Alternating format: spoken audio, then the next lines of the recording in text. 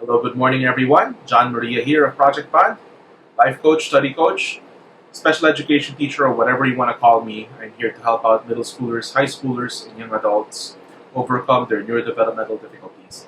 Today, it's Father's Day, so happy Father's Day to all the parents of my clients that have neurodevelopmental difficulties and to all fathers out there in general. So, dudes, I got you. So today we have a special Father's Day edition video, which is about a new series that we're starting called Books Applied. Okay, and today we're featuring this book, "The World Needs a Father" by Cassie Carstens. Okay, so what is Books Applied? All right, it's a new series. It's not a summary or a review of the book. Okay, it's not sponsored by the author over there, but what it is that it's just the background of the book plus some selected and relevant information for teens and young adults with neurodevelopmental difficulties. A lot of these books, really, that I have in mind actually, even for future episodes, aren't directly related to neurodevelopmental difficulties, but hence I think that they are still very much applicable, so I feature them here. Once again, tailor fit whatever information that you're going to get here to your own situation. Okay? So before we get to the actual content of the book, I want to give you guys a background of the author.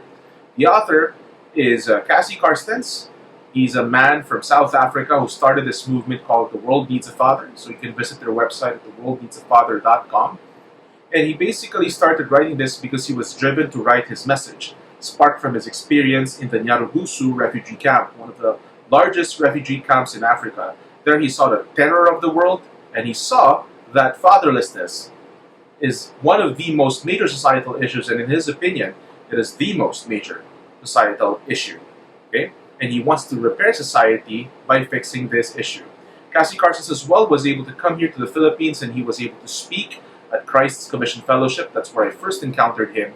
And again, just one of my favorite speakers. He has a lot of details on development, which we'll discuss in a bit, and it's so relevant to what I do today in his message in terms of, especially on the life coaching and the study coaching end.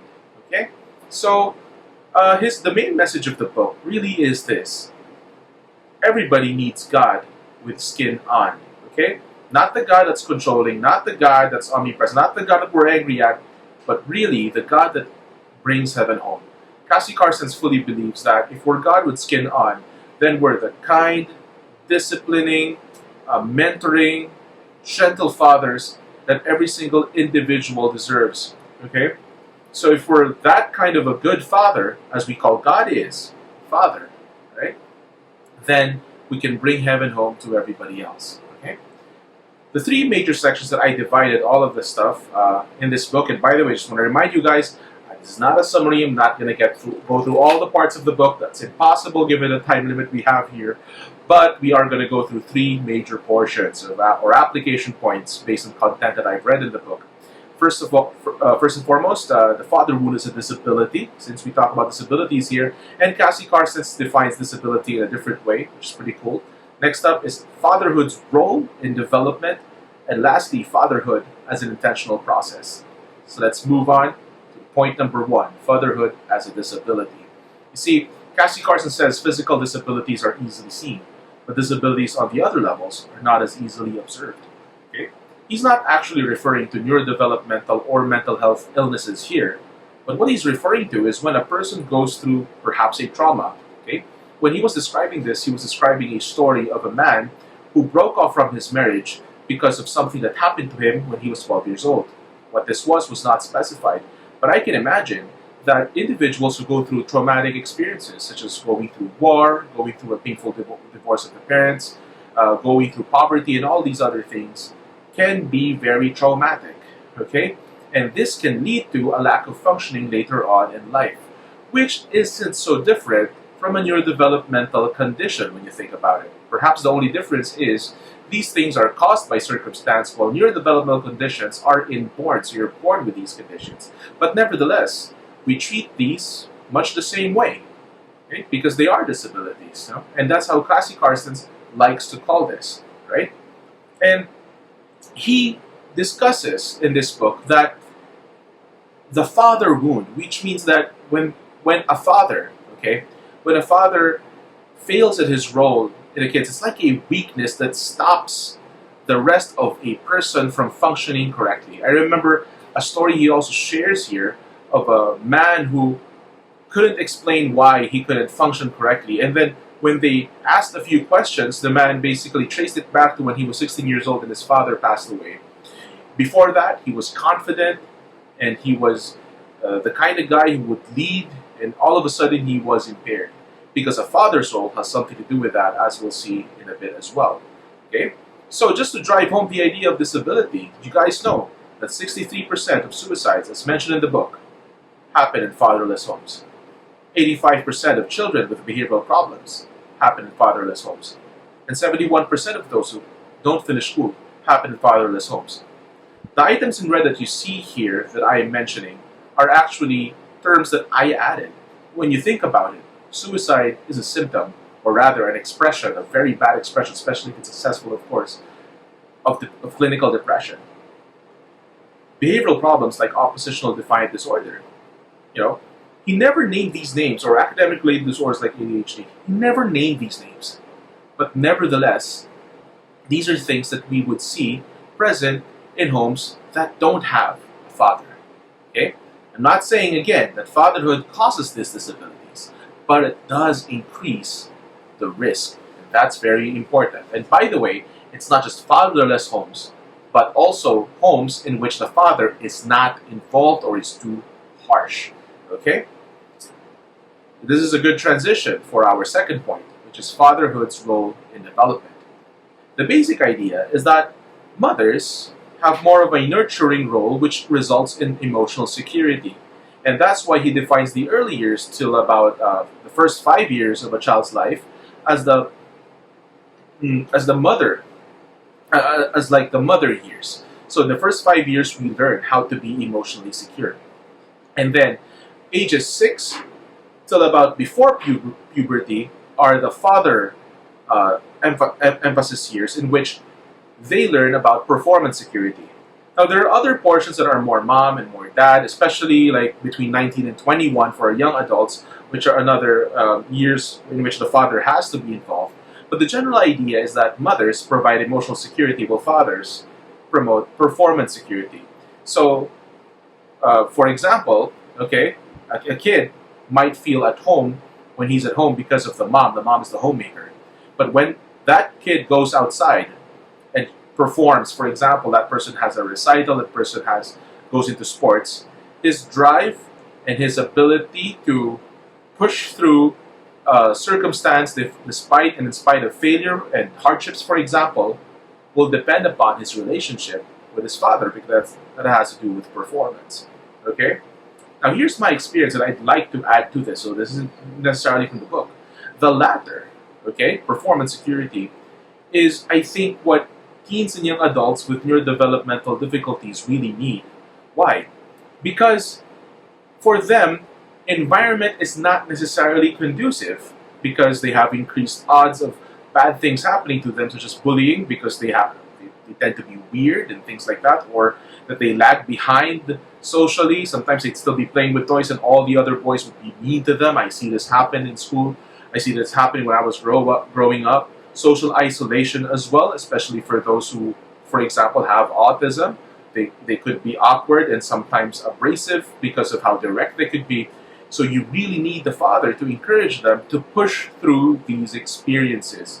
So the father, and the book specifies a lot of details here, has some particular roles to follow in order so that a kid, and I would say especially one with a neurodevelopmental condition, would feel secure in his or her performance. The third point I'd like to focus on is fatherhood. As it said here, is an intentional process, meaning it does not happen by accident.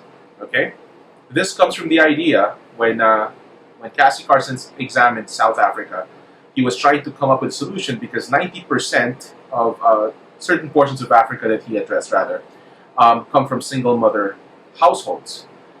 So what Cassie Carstens did is that he activated other role models. And coming from this, I didn't even know until reading this book that this was an African proverb. It takes a village to raise a child. Apply it to my own daughter, for example. I like it when they visit the grandparents and their other in-laws, so that she really loves interacting with them. But yeah, so what Cassie Carstens did was to activate other potential role models for fatherless homes, such as soccer coaches, school mentors, church leaders, and they're empowered to be father figures. So if you're listening to this video, and I do have a lot of clients who come from single mother households, and I commend you guys for the effort that you did. And I just want to express to you guys that for many of these individuals, I become the father figure, which is at first, that was a terrifying thing for me to think about, especially I'm not that old. I mean, this guy's a teenager. But really, even in studies, like for example, when you look at earlier books such as Tony Attwood's book on Asperger's syndrome, he says that the highest predictor of success for any individual with Asperger's syndrome is the presence of a mentor, the presence of a role model. And that's exactly what Cassie Carstens is trying to do.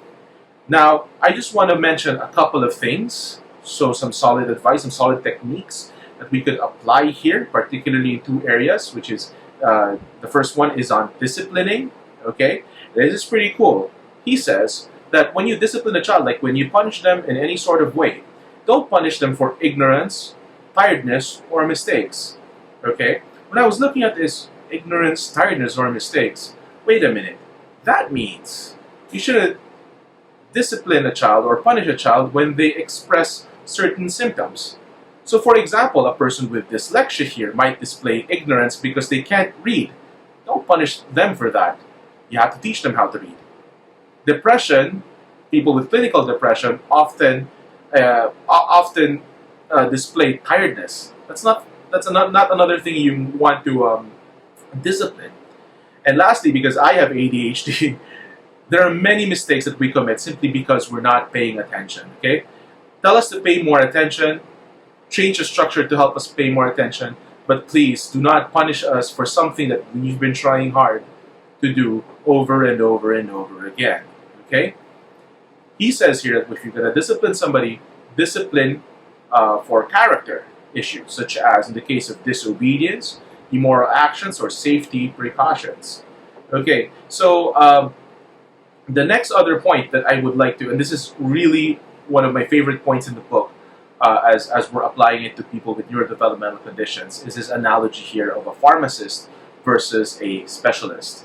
So he tells the story of, which advice would be best. Would it be when you go to a drugstore and ask a pharmacist, and then they will you say headache, and they just give you the different kinds of medicine for headaches, so they're just doing their jobs. But you want to be if you want to have a deeper answer or more accurate answer, you go to a specialist in which they'll sample something, a blood test or an autopsy or something like that, and they can tell you something close about that thing.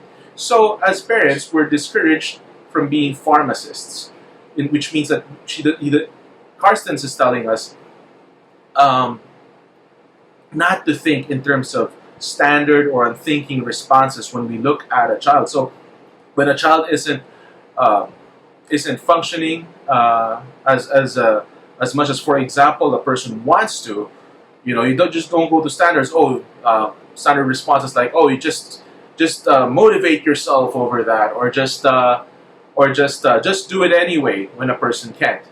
You want to be a specialist in which you look closely and examine the children individually on a case-to-case basis.